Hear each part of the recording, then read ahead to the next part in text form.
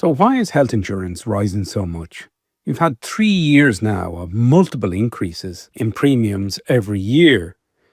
Families are seeing the cost of basic cover going up between 2 and €500 a year, and it seems as if it's going to keep happening. So, what exactly is going on here? Why are VHI, Leia Healthcare, and Irish Life Health, and even the new player, Level Health, they increase one of their plans? Why are they all increasing their cost of their cover? Well, it seems that Slaintecare has had something to do with it. Slaintecare is a reform of the public health system to create equal access to health services for everybody based on patient need rather than ability to pay.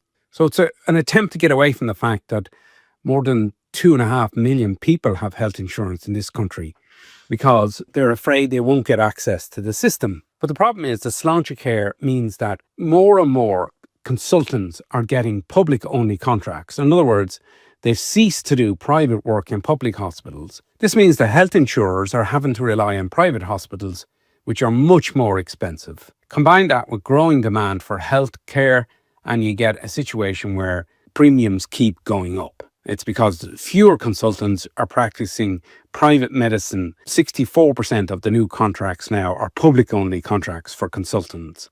And so health insurers are having to go increasingly to private facilities, private clinics and private hospitals, which are far more expensive. And unfortunately, unless something changes here, this is just going to make health insurance more and more expensive. So it's interesting that Slaintecare, an attempt to create a kind of equal access public health system, is actually causing misery for the 48% of the population who have private health insurance.